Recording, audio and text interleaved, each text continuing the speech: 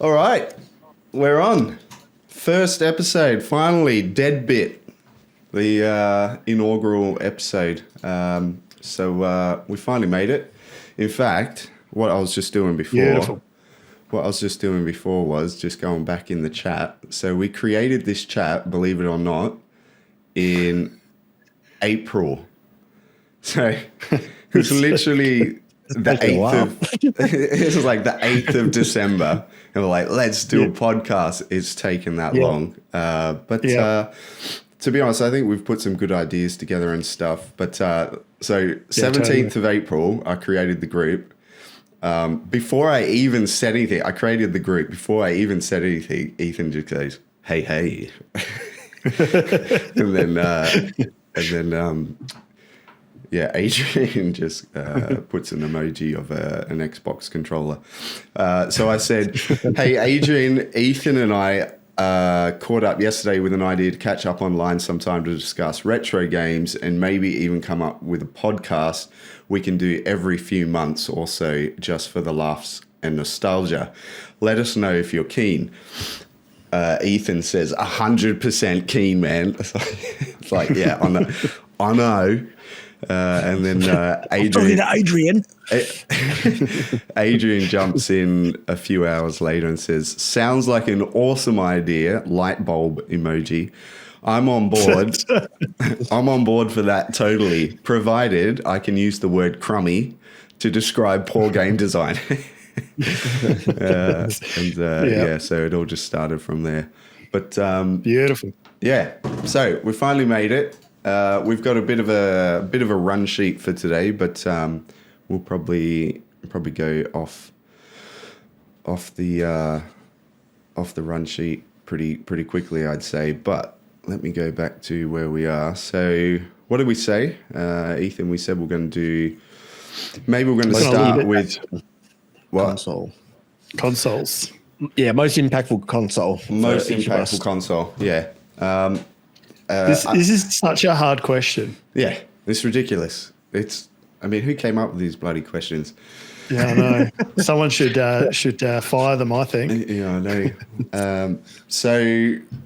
Look, we haven't done any introductions because nobody's listening anyway, so who cares about that? But people will pick up who we are as we go.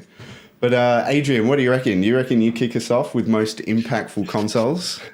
Yeah, I can do that. Like it's a pretty hard one to kind of go through because I feel like we were lucky enough to kind of grow up at a time when every time a new console came out, it just improved on the last console so much that you're just like going, that's so much better than the last console.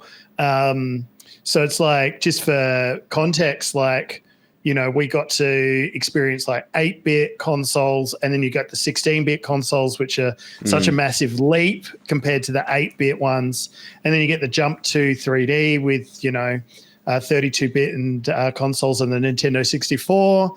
Yeah. And then you kind of get like the PlayStation 2, Dreamcast and GameCube era, which just improve on that again. And so it's really hard to kind of pick a favorite console. Like if I'm going to pick one, it's kind of an obvious one for me, but it's just like a personal one. Can I take a guess? Yeah, you're going to get this straight away. I don't know, man. Ethan, what do you reckon? Because for me, I don't know, Sega Saturn. Is that it? Is that it? I would say Dreamcast. Believe it or not, Dreamcast is actually... I loved the console as a concept, but even though I had one, I never really, when you kind of, I don't know what the word is when you're playing a system and you just build it almost feels like a connection. Yeah, I don't know if that sounds weird, but you actually 100%. Really just grow to love the feel of that console and the feel of the games on that console. I don't know what it was about the Dreamcast. Like I really liked it, but I never got that connection with it. And I had a similar experience, and please no one shoot me now, with the PlayStation 3, great console, lots of amazing games, but just never had a connection to it. So what is it, mate? Yeah, so for me, not the Saturn, it's the Mega Drive. I'm trying to build up a bit of. There we go. Sorry. All right. I'm sorry. I would say the Saturn is one of the most underrated consoles that you can play. Yeah. Simply because its hardware was kind of so wacky that they had to design very specific games for it. So there's a lot of weird and quirky ideas that you don't find anywhere else on the Saturn that are really good fun. So I'd put it kind of like as my kind of like hidden gems console. Everyone knows what the Saturn is now, but underrated. There's our first honourable mention, the Sega Saturn. Yeah. The Sega Saturn is definitely honourable mention. So Mega Drive, most impactful. Yeah. Wow. Most impactful. And simply because even to this day, if I'm picking, like, if I prefer 3D over, like 2D over 3D, I prefer 2D games. And I still prefer to play like don't get me wrong, like I play 3D, I play, the full range of games, but I just find, I don't know, there's something about the Mega Drive that has gone deep into my psyche. Yeah, for sure. Like it's the fast, action-y pick up and play gameplay. Yeah. That's kind of, and then maybe the Saturn also kind of re-solidified that a bit more. But like that has that's always what I'm looking for in games. Yeah. Is I kind of just want to be able to get in and I don't care. Like just give me the good stuff straight away, which is what the Mega Drive at its best excelled at, I think. When did you get a Mega Drive? I can't even remember. Late. Yeah, I got it late. Probably 97, I reckon I got my Mega Drive. Yeah. So super late because I was just poor and I had to get it myself. But like in between the Mega Drive, like it obviously played yours a ton. Yeah.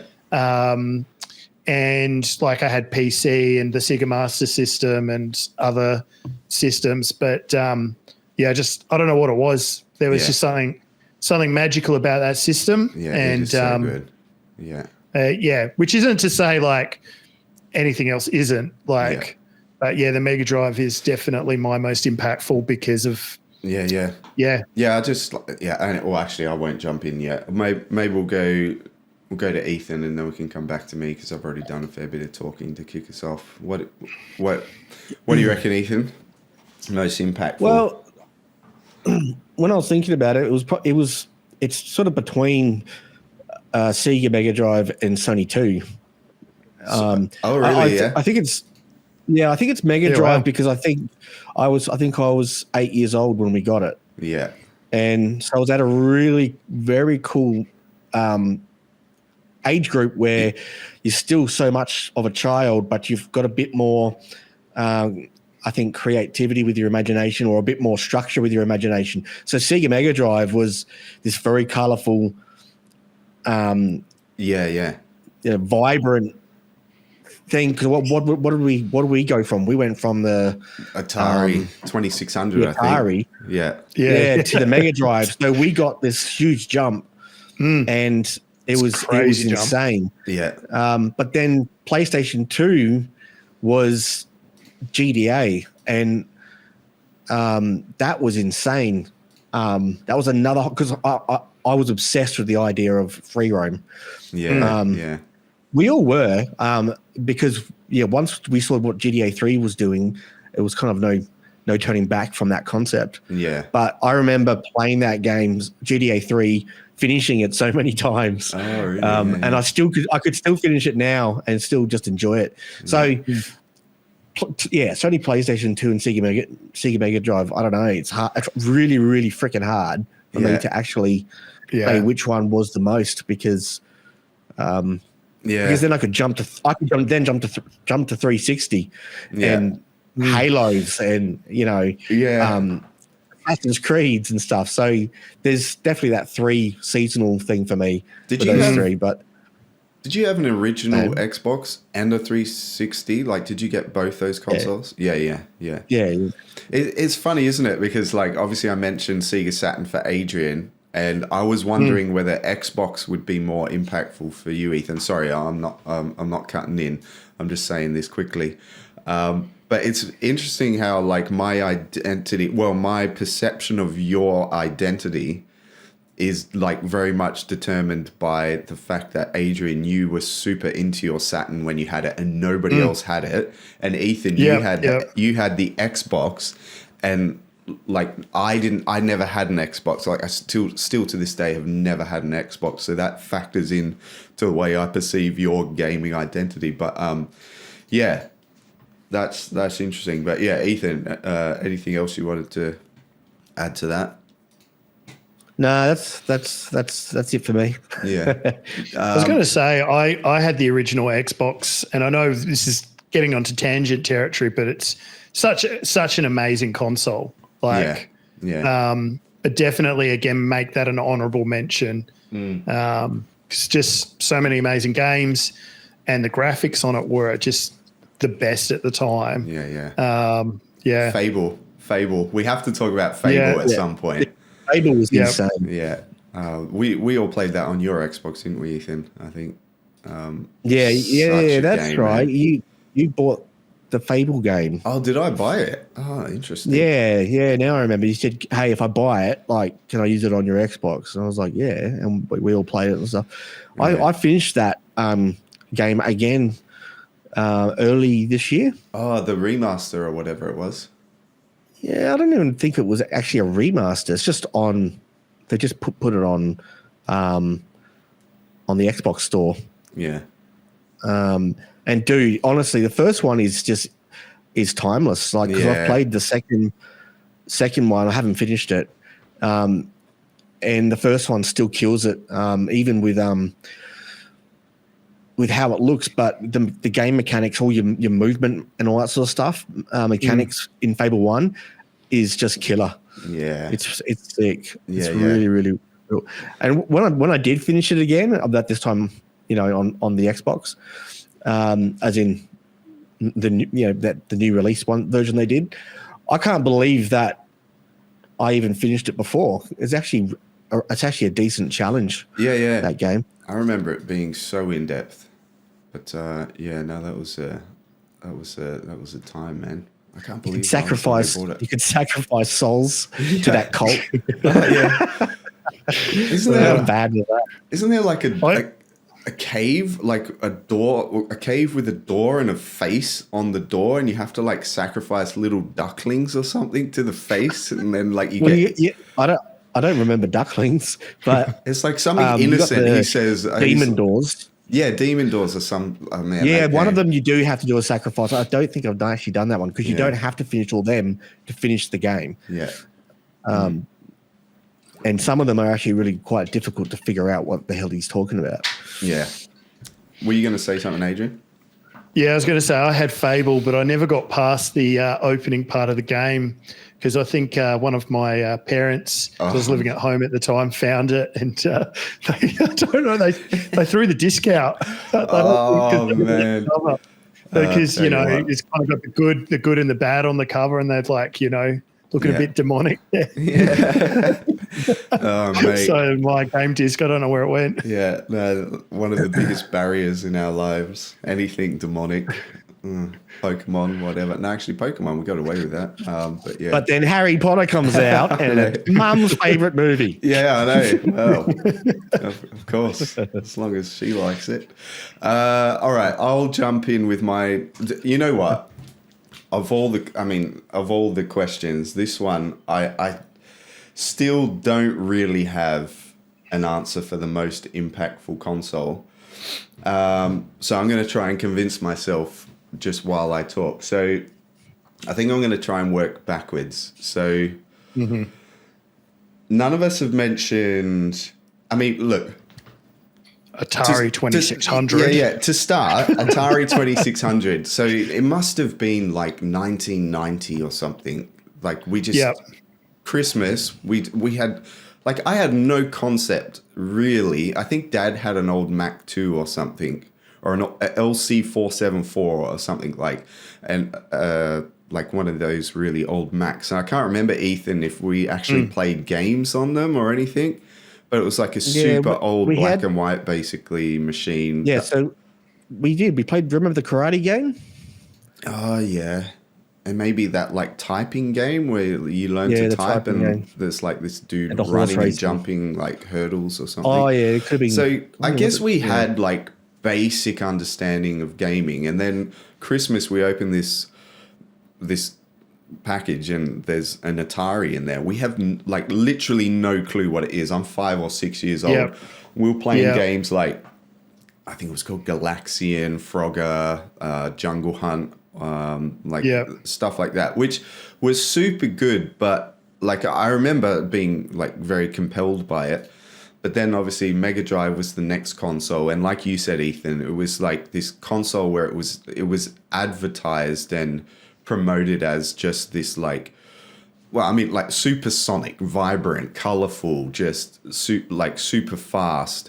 I've been watching some of the old ads and stuff on YouTube for it, and it's just so good. Well, in fact, we'll watch some maybe towards the end of the pod, but like it, yeah. So that went in a different direction. Then obviously, Ethan, you and Mal got the 64. Then I got the PS2. Then the Wii, and then you got the Xbox. So yeah, and that's, you know, we're limiting retro gaming to those generations. Like anything after the Wii and the PS2 is not quite retro at this stage, so we'll just limit it there. But in terms of most impacting, like this is ridiculous. I think we're going to end up 3 for 3. Like the N64 and the PS2 were so impacting because of games like Ocarina of Time, Perfect Dark, GoldenEye. On PS2, Splinter Cell. I'll talk about that later. But yeah, the GTAs, like ridiculously impacting. But in terms of that, like what like I could potentially have played the Atari and then never got another console, and then I wouldn't be super surprised if I didn't end up not playing games for the rest of my life. But because the Mega Drive happened, like that just solidified gaming in my life for just until the day I die. Like sometimes sometimes I don't play that much, but I still think about it. You know, I still wish I had more time for it or whatever it is. But like Mega Drive just, like Ethan, like you said, that age group where you were 8, I think I was 10. Like we were literally that target demographic, and it just, totally. They just tapped into our psychology, man, so well. But also like the creativity of the games. Like look at Sonic 3 behind me. Like the way they use two-dimensional sprites, are they, Adrian? Yeah. But like, and obviously the Mega Drive is not capable of proper 3-dimensional graphics, but the way that, you know, they can make things look more like give it depth and that sort of thing. Like just it's like, as you said, Adrian, pick up and play, press start. You've got 3 buttons. In Sonic it's all jump. Like all the 3 buttons do exactly the same thing. It's like press start and now just jump and spin your way to the end of the game, and it's just so insane. But do you know what? Like, it wasn't actually Sonic that. Hang on, I'm gonna grab something. It wasn't Sonic that just took my brain to another dimension. It was this one, and I know I've mentioned this so many times before. But that cover art, I'm hoping I'm going to try and get a poster of that on the wall back here. But like I remember like literally faking that I was sick so I didn't have to go to church because I wanted to I wanted to play this. And mum sussed me out. She was just like, okay, if you're really that sick, you don't have to go to church. I don't know who looked after me, to be honest. I think someone might have come over. This was when we were living at college, Ethan. But mum sussed me out. She's like, but you're not playing, what did she call it? What'd they call it? They call it the computer machine or something, the games machine or something. So you're not playing the games machine.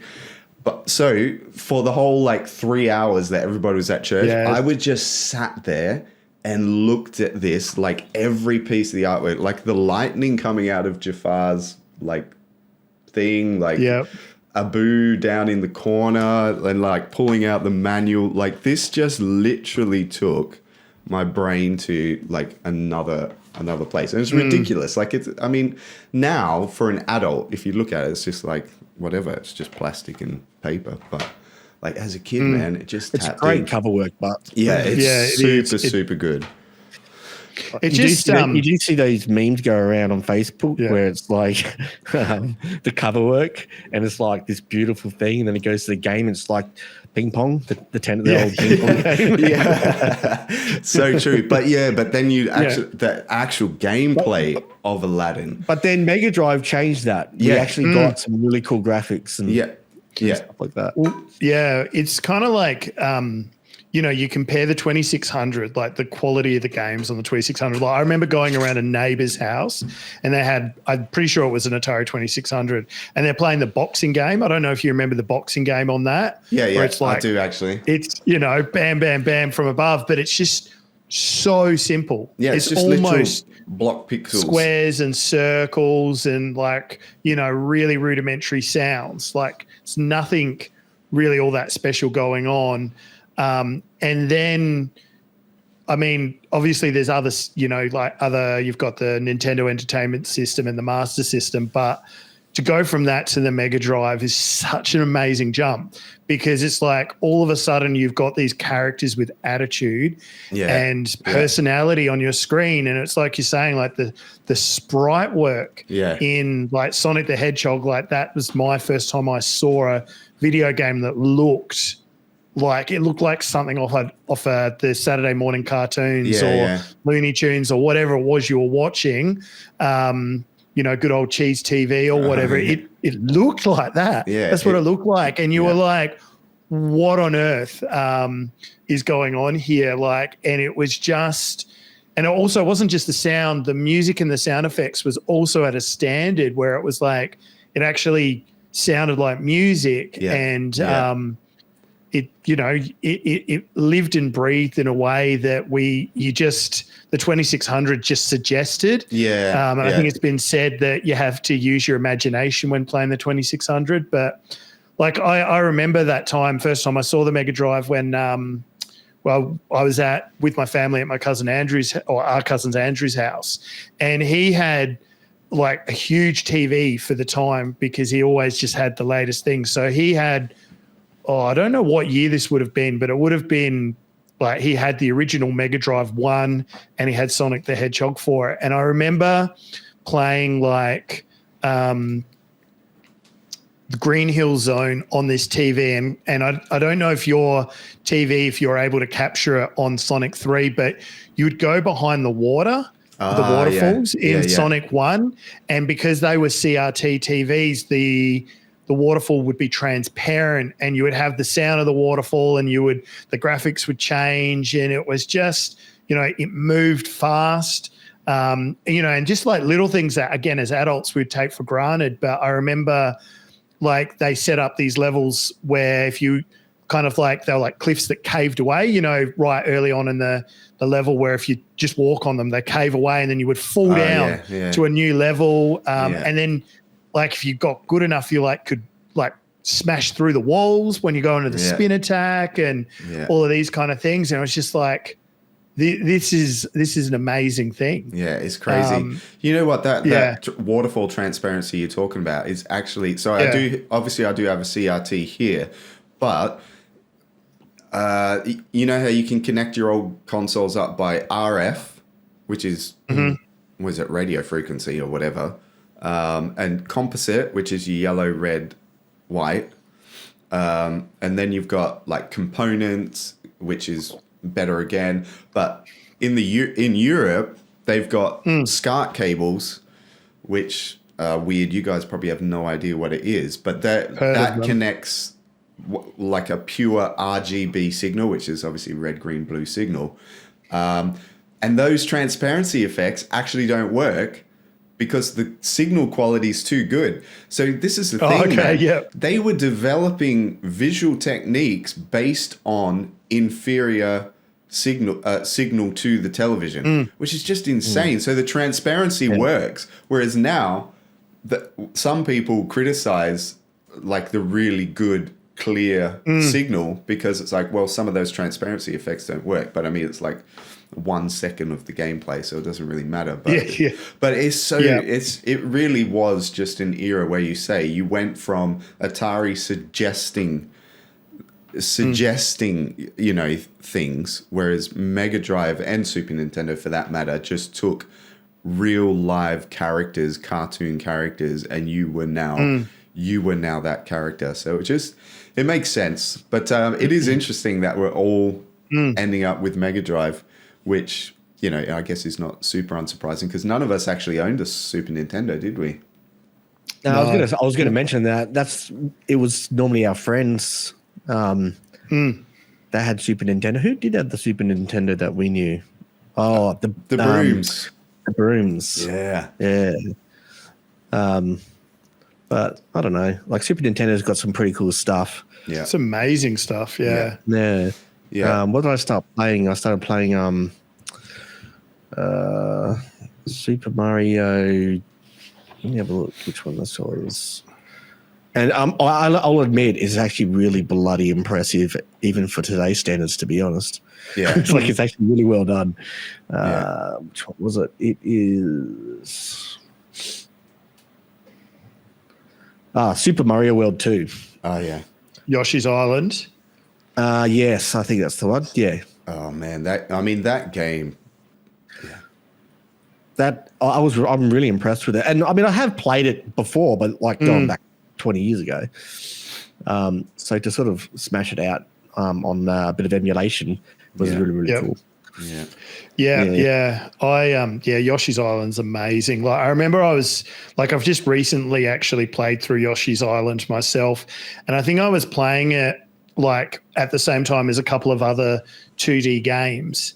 And like what was amazing is like the other 2D games, which I won't mention, are like really highly respected games, but they were nowhere near as smooth. The platforming was really good, but it's just like, I don't know what they've done, like what magic they've put in there, but it's just like, it's like the way your character maneuvers in such a natural, organic way in Yoshi's Island is for sure. Like, I don't know if I can kind of capture it in words, but it's just like, it's so well done. I think we're naturally segueing into our next section, which is about top 3 games. So any console top 3 games. Obviously, we've mentioned some specific games already. But this, this is just going to be so hard, so ridiculously hard. And all of us, Sonic the Hedgehog. Because it was at the most, what do they call that? Influential time of our lives. Yeah. Top 3 games. Ethan, do you want to start us off with this one? Oh, you know what we'll do? Let's do round the room or whatever you call it. So one game each, and then we'll keep going around. To be honest, it could go on forever, so we may only get to top 2. But Ethan, do you want to start us off with your? It doesn't have to be your number 1, just a top 3 game. Yeah. Or so a top for me, game. Was I've got the 3 there, but one of them, which I was. When I was thinking about the top 3 game question, because for me it's not top 3, it's like top 10. But but one of them, seriously, man, like now you got the first one, which was what me and millions of other people were waiting for.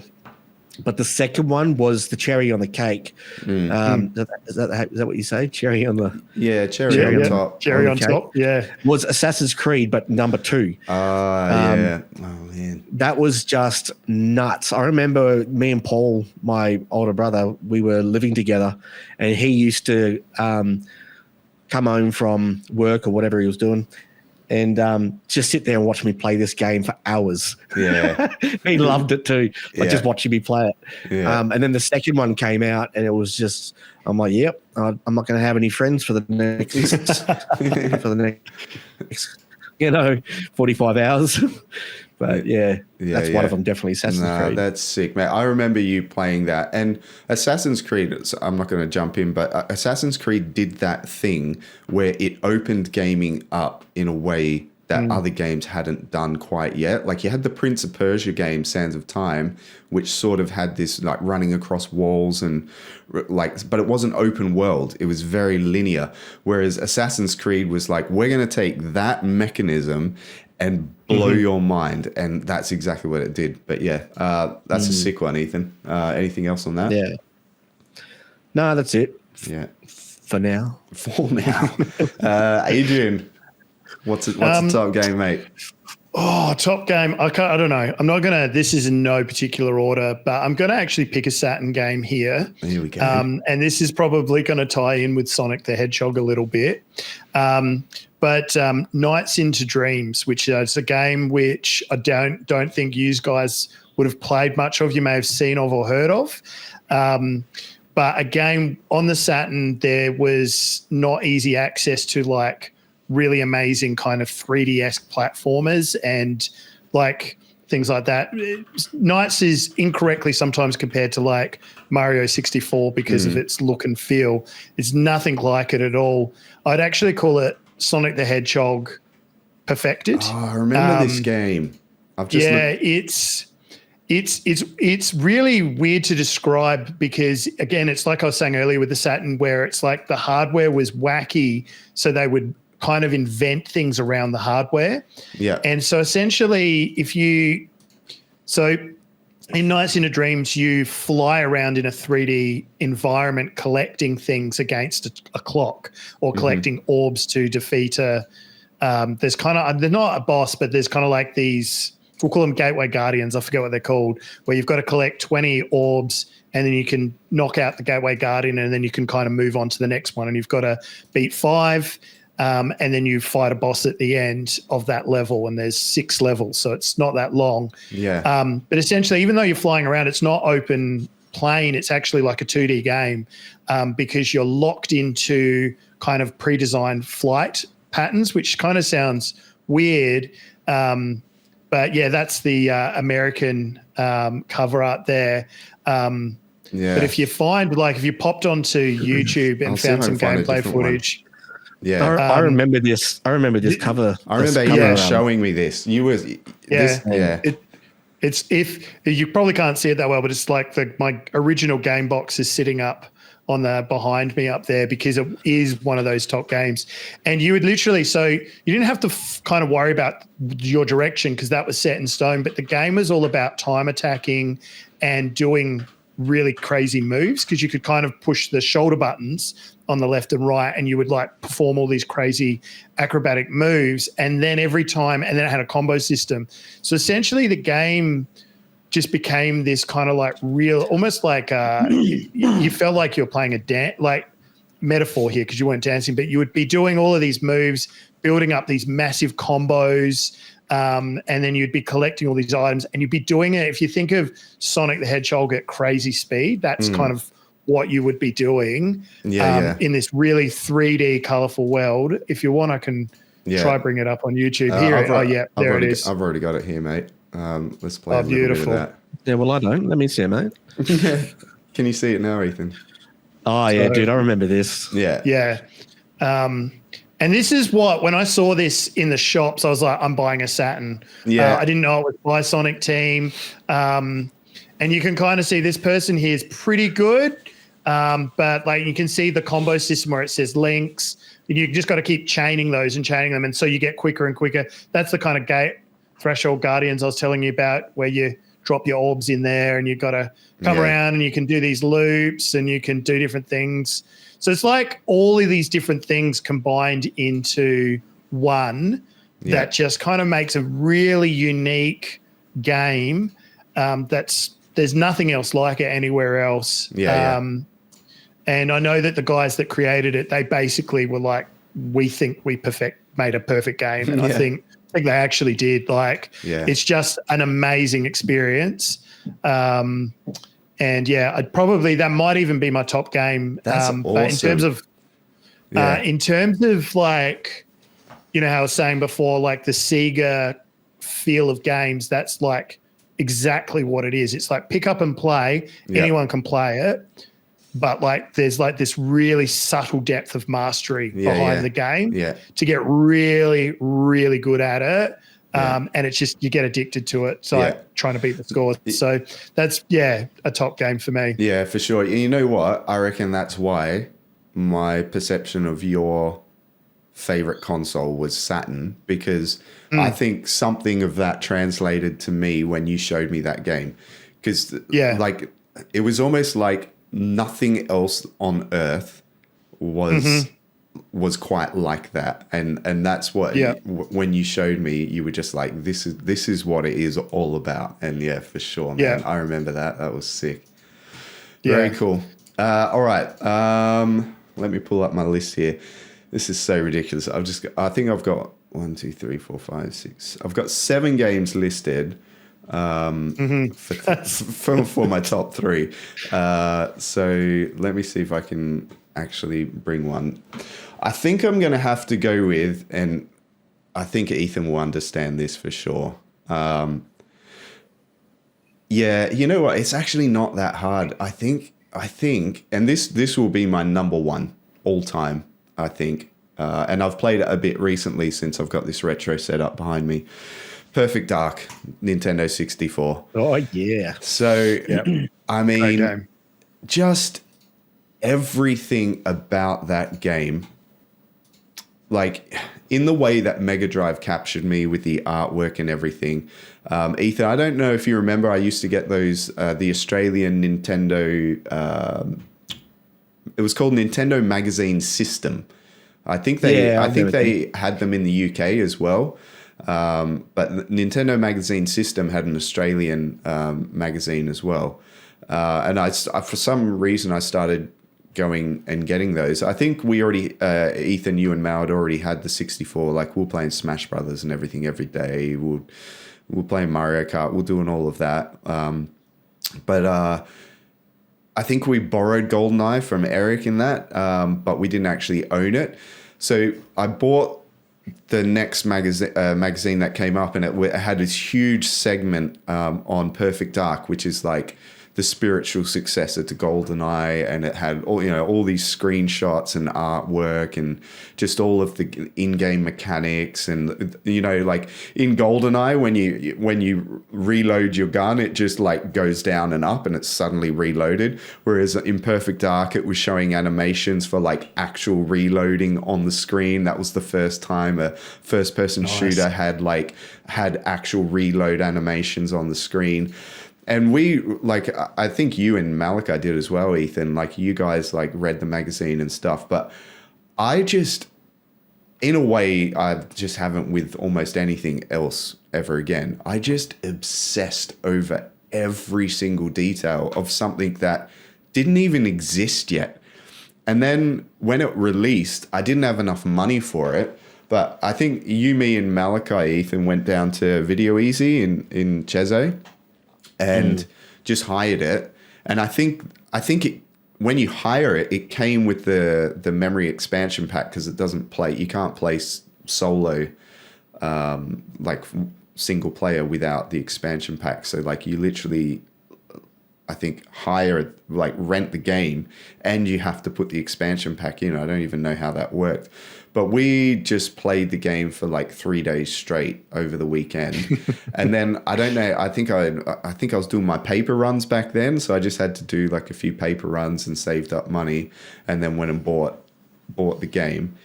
And like, it's just, man, that game, just every single detail in it. And then, the fact that there's like aliens in it, and you end up in Area 51 and you end up like fighting against aliens and stuff, but it sort of very slowly develops. And yeah, it's such a good game. So good. What was the alien's name? The one that you... Elvis, of course. Wasn't he called Elvis? Yeah. That was so funny. Everybody tried to play Elvis in multiplayer. You know how you like the rule was no odd job in GoldenEye. Good odd job. No odd job because he's just so overpowered because you can't shoot him. All your bullets go over his head. But Elvis's head was huge, like massive moon head. And so like he had no advantage. He was very short, but he had a massive head, but you would always headshot him. So nobody used him anyway. Malachi used Elvis a lot. Yeah, I know, but Malachi never really took first-person shooters seriously. He was the king of sports games. I used to hate playing sport games against him because he would just absolutely own me. And I always considered myself a better gamer than him because I would put the time in. I could never beat him. Could never beat him. It drove me mental, man. I love that. It was like a point of pride, but yeah. But yeah, perfect. Perfect art. It reminds me of a random story where my friend spent like 6 to 12 months getting really good at NHL on the Xbox because he wanted to surprise his friend who played it all the time. Because this friend hates playing video games. So he like secretly borrowed an Xbox and got really good at it. So he could beat his friend, like be like, just play him, just randomly like, oh, I've never played this before. And then just owned him, just absolutely owned him. I don't play games, you know me. I don't even own a console. Like playing NHL like every day for like 6 months. That's awesome. That's all right. Do we want to go on to another game each? And then we'll see where we're at after another game.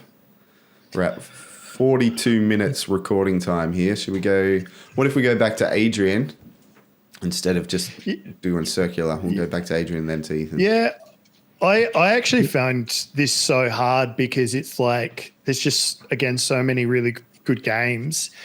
And I kind of feel like I didn't seem to somehow like my gaming journey didn't kind of go on a lot of the common consoles like, having the Saturn, Dreamcast. And then a lot of people had Xboxes, but I feel like the original Xbox has kind of been a bit forgotten, which is a real pity because I think it's such a good console. And this is not an Xbox exclusive, but probably one of my favorite games on there and probably most influential was actually Knights of the Old Republic. Because again, for me, I never grew up really playing RPGs because RPGs weren't a thing on Sega. Like there are, obviously there's, Shining Force and the Beyond Oasis or Story of Thor, depending on what region you're in. You've got those kind of games or Crusader Ascente's another popular one. Oh, that one. Yeah. I've only heard of that recently. Which is a Zelda clone. So there are out there, but I hadn't played them. And I'd seen Final Fantasy VII. My brother was a massive fan. And I could just never get into RPGs. But when I played Knights of the Old Republic, that truly was a game where I was like, it was like the first time I really got RPGs. And it was really, I guess, probably just the story and the immersion where I remember, and I think I almost want to just share this just for this one reason, but I remember I had a day off and I was playing Knights of the Old Republic and I was on the Sith Homeworld. I can't remember what it was called now, and I was so engrossed. Like I could play games for like a few hours at most and then I'd kind of need a break. And I was so engrossed. I think I played it for like 8 hours straight. And I was just that into it. And I get this phone call and I pick it up and I'm like, oh, what's this? So I pick up and I answer it and it's just hear this voice. I'm like, Adrian. I'm like, yeah? I'm like, where are you? And I'm like, what do you mean? What's going on? And they're like, you got a guitar lesson, Adrian. Why aren't you at blah, blah, blah? And I was just like, I was literally, I think he thought I was like a space cadet or something because I was just, I was like, I had no idea where I was, what day it was, or what time of the day or anything. I'd been playing that long and I was that engrossed. Complete immersion. And then I was like, oh, I was just like stumped. I was like a deer in headlights. And he was like, it's all right. You're not going to come in. But I just, that was just probably maybe one of my favorite gaming memories, that's maybe sick, more than games, but I'm gonna have to look into that pretty funny. Yeah. That's heaps good. All right, Ethan, What do you got? What do you got for us? Sonic 2 is on there, but we've already spoken about Sonic a lot. So I'm thinking I might just go to another one.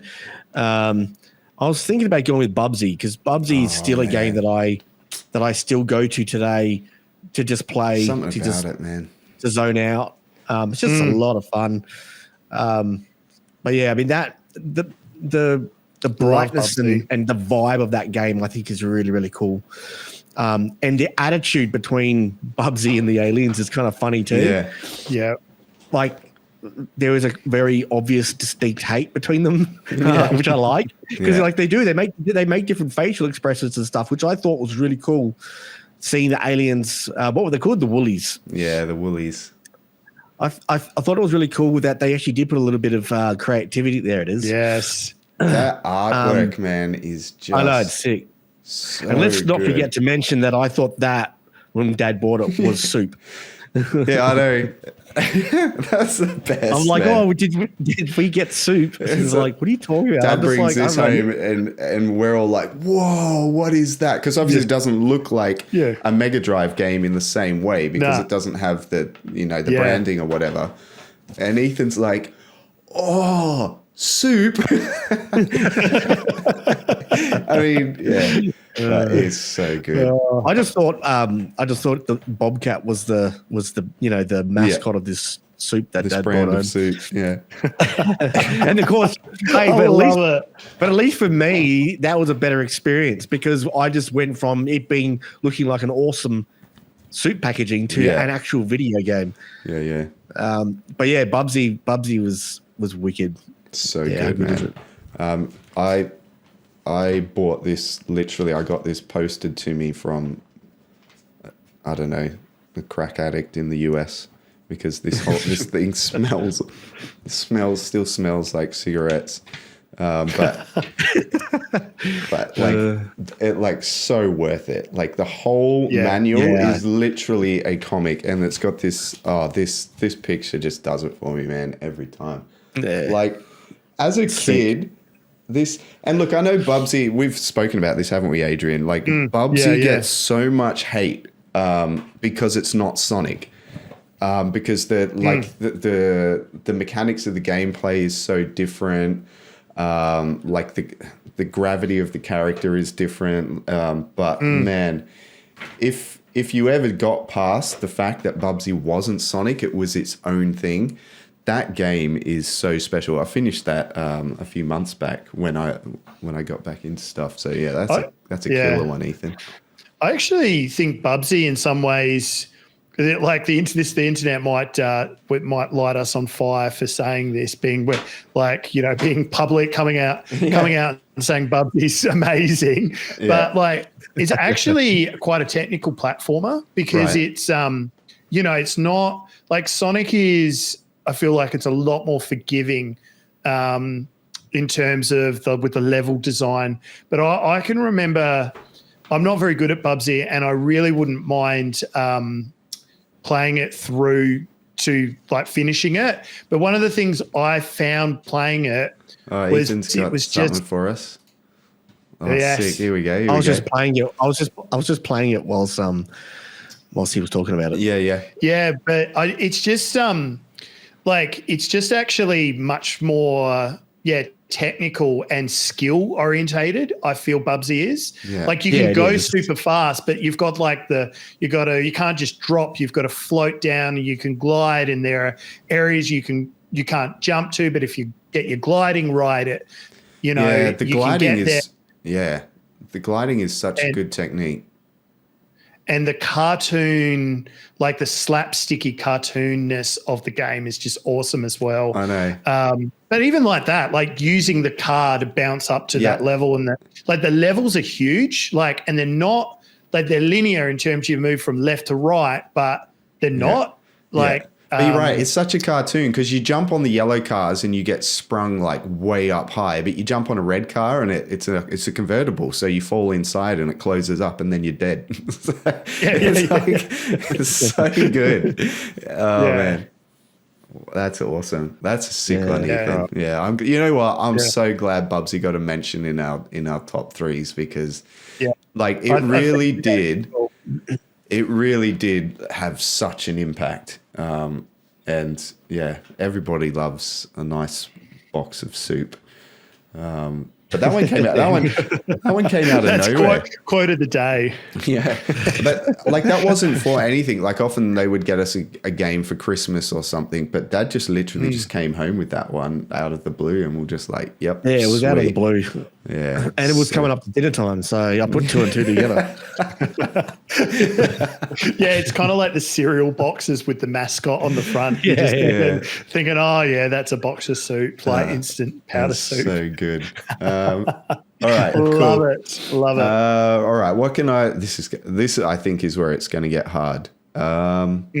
See, I already regret going with Knights of the Old Yeah. Republic. I'm already like, nah, I should have said this game. I remember you being pretty into Splinter Cells on PS2. Yeah, and you know what? That is literally what I'm torn between. But honestly, I do feel like if the entire world's copies of these two games were destroyed and I could choose one to have, I think I'd have to go with Ocarina of Time. Because, and look, I know at this point Ocarina of Time is a meme in the sense that almost everybody in the world considers it, if not one of the best games of all time, they do consider it the best game of all time. And I kind of came to the party a little bit late with Legend of Zelda. It was out for a few years. And people had already sort of unlocked secrets and stuff. Like I remember Anthony, Ethan, showing me how to get Epona, get the horse, and little Paul, not big Paul, little Paul, like gave up the secret of giving the fish to what's his name to get into that temple or something. I was so angry at him for that. Like I was actually so angry because I kept saying to him, "I'm going to work it out. I'm going to work it out," and then he just like said, "Do this," and I was like, "Oh my god!" Oh, I remember that. Ocarina of Time, like the game just from start to finish is just insane, and I think my favorite type of game is that single player adventure game. Like, don't get me wrong, like our multiplayer sessions back in the days with Perfect Dark, GoldenEye, Smash Brothers, Mario Kart were so good. But because like you don't have as much time for multiplayer these days, and even back then, there's just nothing like that complete immersion you're talking about, Adrian, with a single player, either RPG or an adventure game. And, you know, Zelda does incorporate RPG elements where you upgrade your items and all of that sort of stuff. But like Ocarina of Time took that single player adventure just to the next level in a way that nothing had ever done. And it's ridiculous because nothing had ever done it in that way, and yet they perfected it. That's what I don't understand about some of these old games. They did things for the first time that nobody else had ever done before. But not only did they do it for the first time, they literally perfected it. And it's just ridiculous. Absolutely. The art style, the music, the sounds, the game mechanics. Like, how are you perfecting something that doesn't even exist yet? Like, it's not even like, it's just so weird. But I mean, I think there's a lot of passion behind it too. And then once they got to this 64-bit world, I reckon maybe they just went crazy with it. You know what I mean? Like, yeah. I really don't understand it. But so the one thing I'll mention about Ocarina of Time is you can play the main quest, which is incredible, but even then they sort of like not defined, but they incorporated the side quest. So particularly at you don't have to do it, but there's a side quest. It's like a trade sequence where you have to trade items throughout the game, and then you end up with what's called the Big Goron sword. And it's a sword that you do not need in the game, but it's so big that you wield it with two hands. So when you when you wield it, you don't have a shield. Whereas with the Master Sword, you have that in your right hand and you have your shield in your left hand. So you can always shield and then attack, shield, attack. Whereas with the big Goron sword, it's a two-handed sword. So you've got no defense, but it's so powerful. So that sequence of trading items and getting that sword and then going and defeating Ganondorf with a sword that is even more powerful than the Master Sword, but it's not like you don't have to get it, but the fact that you can just took that game to the next level, because it's like the game is giving me more than I've asked for, which is just is just so good. But anyway, that's my number 2. Do we want to do a number 3, or do we want to have a break and then come back, maybe talk about our honorable mentions, and then we can go on to gaming memories or whatever? What do you guys reckon? Yeah, I'll just make you a cup of tea and have a smoke. Yeah. Okay. Yeah. I'll be right. Let's do a 10-minute break, 5-10 minutes. So we'll be back in a bit. All right. All right. Sounds good. See you in a bit. Shit. See ya.